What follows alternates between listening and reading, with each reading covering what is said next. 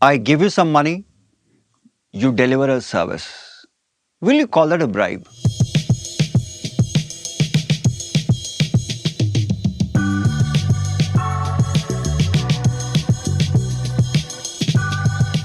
Throughout the month of February, we constantly heard news of bribery. Let it be Jalandhar, let it be Mumbai, let it be Kolhapur. Everywhere we found the news of bribery. And somewhere in the first week of March, Supreme Court also passed a verdict where lawmakers do not enjoy parliamentary immunity under Articles 1052 and 194(2) for acts of bribery. The reason why we are exploring bribery today is because it's a very integral part of GS4 paper. Now, in GS4, there's a topic called corruption, and bribery is a very important part of corruption. And besides that, in your syllabus, GS4 syllabus, there's a topic called ethical concerns in public service / civil services. And bribery is a very big issue in civil services. And lastly, we have case studies also on bribery. So that's why we have to explore bribery. And most importantly, we all in our personal lives also, at least once in a while or once in our lifetime, we must have got exposed to bribery somewhere. Bribery involves payment from one person, that is the briber, to other person, the bribee, who happens to be a public official. And once the public official gets the bribe, he acts not in favor of his department, he acts in favor of the briber. And while acting in favor of the briber, he violates the office rule. He violates a certain regulation. He violates a law. So that's what his bribe is all about. And the issue with bribe is the bribe taker acts not in the institution's interest, but in the interest of the bribe giver. In simple words, bribe is a payment made by the briber to the bribee to act in favor of the briber. Before we start exploring the ethicality of bribery or the unethical issues involved in bribery, let's understand the difference of bribery and extortion. They both look similar, but there's a subtle difference. Now, extortion is something where a public official demands something from you, and public official may intimidate you, may threaten you. That's extortion. For example, a contractor submits a bid for a tender and the contractor meets all the qualifications. His product quality is good, the pricing is good, everything is good, and the contractor is about to win the bid. At that moment, a public official calls up and tells him that if you don't pay me this amount of money, I'm going to ensure that you don't get the tender by saying that your product is substandard. Now, that is extortion. Before we move further, let's understand the difference between gift and a bribe. We all give gifts. I'm sure you must have gifted some of your friends. I'm sure you must have seen your parents giving gifts.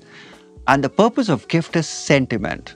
The purpose of gift is personal relationship. We all give gifts in the name of sentiment and relationship. Whereas bribery is not about relationships. Bribery is more of an agreement. I give you money. In return, I expect something from you. There's an implied agreement. I give you some, I need something from you. It's like a quid pro quo. That's bribery. Whereas gift is more unilateral. You matter to me, my sentiments are important, that's why I'm giving you something for you. So that's gift. And interestingly, why should somebody give you a gift in a professional space? The dealings are professional. Why should somebody give you a gift? So that's the difference in gift and bribery. The issue with bribery is it has a price. Fine, I'm getting my job done. I give you a bribe, I get the job done. But it comes at a price. The first consequence of bribery is the value of impartiality loses its value.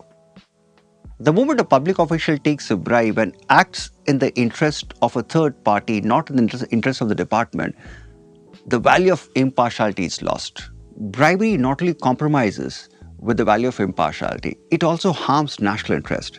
For example, from 2001 to 2007, Siemens Corporation paid $1.4 billion as bribes to public officials and civil servants in Nigeria, Venezuela, China, Russia, and Israel just to push its products in those countries.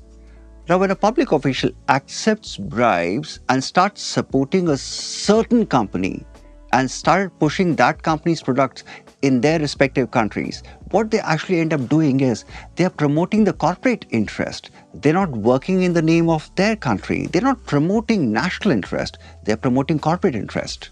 One thing about bribery that people never understand is small bribes can have a high price for society. For example, fishing villages in Raigad district of Maharashtra were usually used by smugglers as their favorite landing grounds. And most of the smugglers used it after paying off the local customs officials and local police officials. That was the usual practice. And it so happened that the same landing route, same village was used later by Dawood Ibrahim and Tiger Memon to smuggle in RDX, to smuggle in explosives, just by paying off these customs officials and local police wallahs. And what the local police wallahs did was, after taking a small amount of bribe, they overlooked what the content was. They just allowed the whole explosive to get moved in. And that's how the whole 1993 blast happened.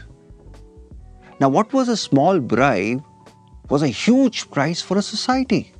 Lives were lost. And I'm sure you all know about 1993 Mumbai blasts. And all that happened, all that was possible only because some officials took some petty bribes.